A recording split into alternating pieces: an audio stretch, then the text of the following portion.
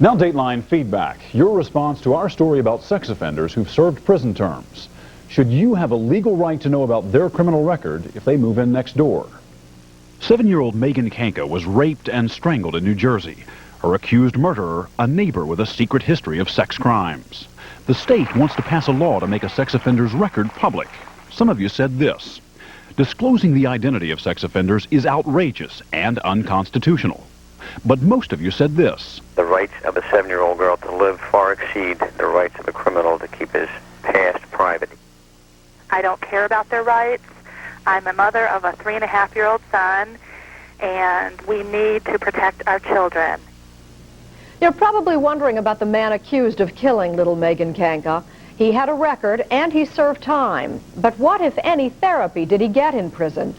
And if there was a chance he could strike again, why was he set free? Here's Dennis Murphy.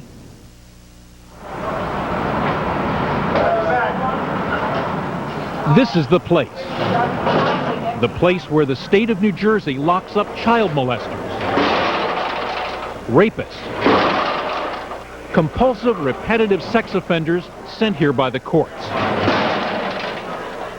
It's the Adult Diagnostic and Treatment Center, better known as Avenel, home to 714 convicted sex criminals crowded into close quarters for punishment and treatment. In addition to being a normal medium security facility, we also have a large therapy component in which the men are provided treatment for their sexual problems. It was here that Megan Kanka's accused killer, Jesse Timmendequas, served 6.5 years for sexually assaulting another little girl. Like all the inmates here, he was supposed to participate in group therapy sessions that meet just once a week for an hour and a half. But Dateline has learned he was often a no-show, and nobody forced him to go. We can't force them to go. I find it pointless to try to force them to go. If they don't want to do therapy, just making them sit in a room where they're not going to say anything doesn't serve anyone's purpose.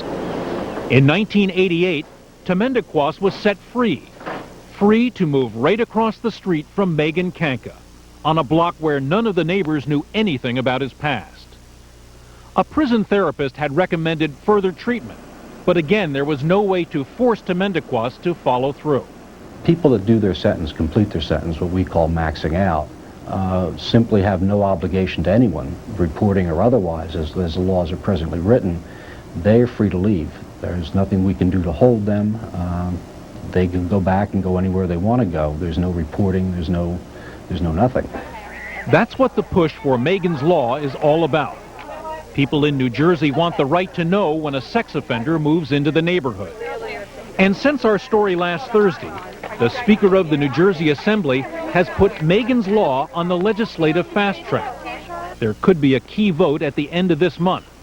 And one more follow-up about Kevin Aquino, accused of kidnapping and killing another New Jersey girl, his neighbor, 6-year-old Amanda Wengert. You should know that he's pleaded not guilty. The lawyers will be meeting September 6th to take the next step in this case. Like the man accused of killing Megan Kanka, Aquino had a conviction for a prior sex offense, but he was a teenager at the time, and his court records were not public. Neighbors didn't know his background either.